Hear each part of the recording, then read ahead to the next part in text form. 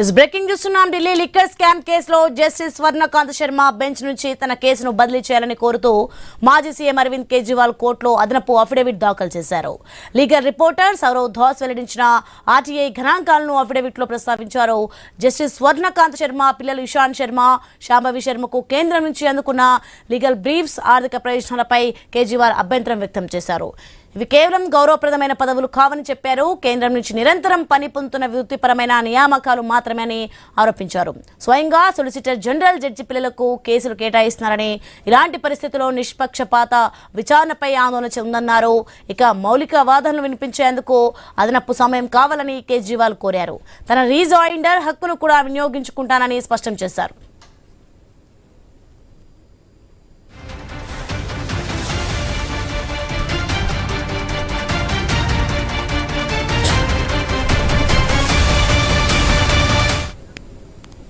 इस Delhi liquor scam కేసులో justice Swarnakanta Sharma bench నుంచి తన కేసును బదిలీ చేయాలని కోరుతూ మాజీ సీఎం అరవింద్ కేజ్రీవాల్ కోర్టులో అయితే అదనపు అఫిడవిట్ దాఖలు చేశారు. రైట్ గా ఇదే అంశానికి సంబంధించి మరింత సమాచారం మా ప్రతినిధి స్వామి అందిస్తారు ఫోన్ లో.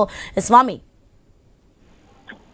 లిక్కర్ కేసులో ఢిల్లీ ఒకవైపు రౌసవన్య కోర్టు ఇచ్చినటువంటి క్లీన్ చిట్ తర్వాత మళ్ళీ ఈడీ, సిబిఐ దాన్ని ఢిల్లీ హైకోర్టుకి అప్పీల్ చేశారు. అప్పీల్ కొనసాగుతున్న సమయంలోనే జస్టిస్ సూర్యకాంత్ శర్మ బెంచ్ లోకి ఈ కేసు రావడంతో కూడా ఆయన వ్యవహార శైలి పైన వైపు మాజీ సీఎం అరవింద్ కేజ్రీవాల్ అభ్యంతరం వ్యక్తం చేశారు. ఆ బెంచ్ నుంచి తన కేసును బదిలీ చేయాలని కోరుతూ ఇప్పటికే ఒకసారి వేసిన సమయంలో దాన్ని రిజెక్ట్ చేశారు. మరొకసారి పూర్తి ఆధారాలతోటి మరొక అదనపు అఫిడవిట్ ఆయన దాఖలు చేశారు. లీగల్ రిపోర్టర్ సౌరవ్ దాసు వెల్లడించినటువంటి ఆర్టీఐ గణాంకాలతోటి జస్టిస్ స్వర్ణకాంత్ శర్మ పిల్లలు ఇషాన్ శర్మ, శాంభవి శర్మ కేంద్ర లీగల్ బ్రీఫ్స్ ఆర్థిక ప్రయోజనాలు పొందుతున్నారు. వీరికి ఒకవైపు సొలిసిటర్ జనరల్ కేసులు వీళ్ళకి ఇస్తున్నారని చెప్పేసి ఆరోపిస్తూ ఆయన మరొక అఫిడవిట్ ని దాఖలు చేశారు. ఇవి గౌరవమైన పదవులు కావు, కేంద్రం నుంచి నిరంతరం పొందుతున్న వృత్తిపరమైన నియామకాలంటూ కూడా ఆయన ఇందులో ఆరోపించారు. స్వయంగా సొలిసిటర్ జనరల్ ఇస్తున్నటువంటి కేసుల వల్ల వాళ్ళ ఆర్థిక ప్రయోజనాలు పొందుతున్నారని చెప్పేసి కూడా ఇందులో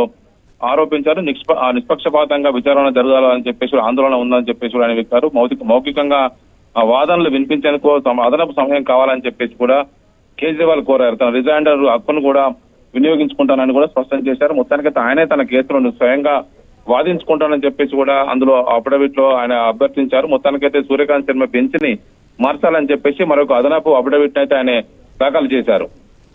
right, thanks for information Swamy.